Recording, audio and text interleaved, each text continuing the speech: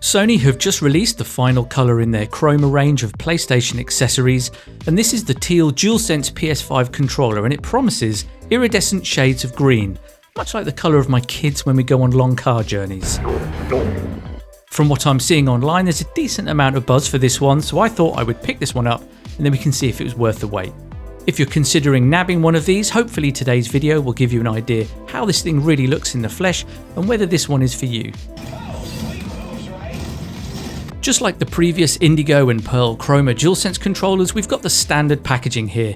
Now I know I've said it before, but I still think the box could be a bit more interesting and embrace the Chroma theme a little bit.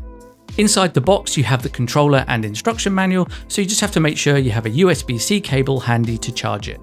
It's quite tricky to replicate the colours of the Chroma controllers on the actual packaging due to their colour shifting abilities, so it does okay with capturing the green in a certain light, but the controller on the box doesn't have any of the glitter effect at all, and it just looks like a plain green controller, which to me seems to be underselling what makes this range unique. So let's have a good look around this thing. The upper section is a sort of glittery green colour, and then it has a dark teal D-pad and buttons. The buttons are really nice and clear, and then the teal theme continues onto the thumbstick area. Looking at the top of the controller, the teal continues onto the bumpers and triggers as well.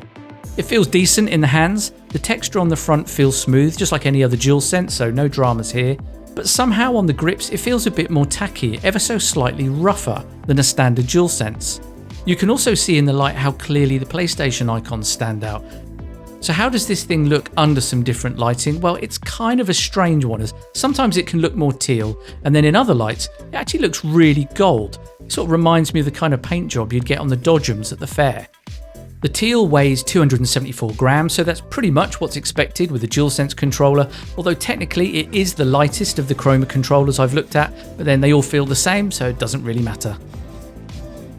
Overall, I think Sony have tried to do something a little bit different with this Chroma range, and I think they'll appeal to a lot of people.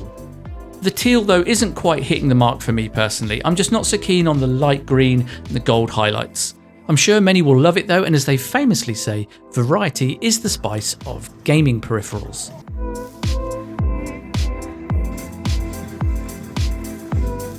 Right, that'll do for this one. Thank you so much for watching. Open fire in the comments and let me know what you think of the teal. Is this one your pick, or do you prefer the pearl or the indigo, or something else entirely? The next video is going to be a gaming setup tour kind of thing. I thought it might be cool to talk about some of the gear that I love using in my setup. Until then, take it easy, and I'll catch you soon.